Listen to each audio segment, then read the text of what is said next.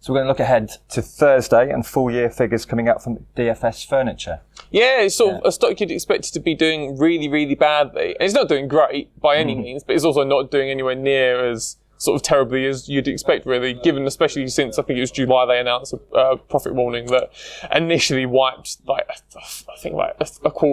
fifth off the stock, and then by the end of the day it somehow recovered. I think investors have sort of calmed down and decided that things weren't as bad as at first thought. I think it's all been all over the place. It was all-time lows in March, 11-month highs in May, somewhere in the middle now. So it's really going to be interesting to see which way it turns on Thursday. I think the main issue in July was the heat wave. It said that it put people off buying furniture. I guess the hot weather just sort of prevents people using shopping as a like pastime, really. So I think that's the kind of impact it's had. It said it especially affected some key trading weekends over the summer as well.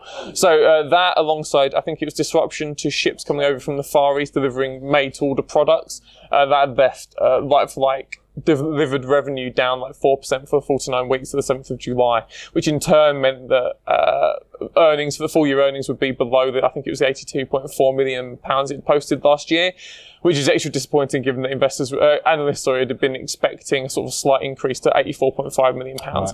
On Thursday, I guess then the reaction is really going to be dependent on how far below that £82.4 million is 2018's sort of full year earnings. I think it's really going to be just that toss of a coin, really, in terms of if it's only like $1 million under that, then investors might be willing to swallow it as long as the guidance for the upcoming financial year isn't too bad.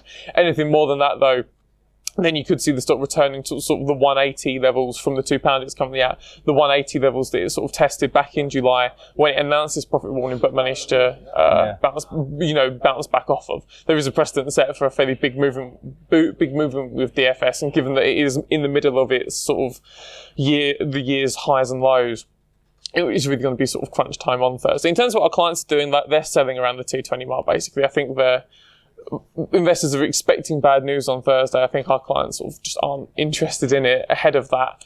It will be interesting to see, however, how bad the bad news is on Thursday, and how then bad the reaction is to that bad news. So still some potential volatility to come. Yeah, definitely. Thanks, Connor.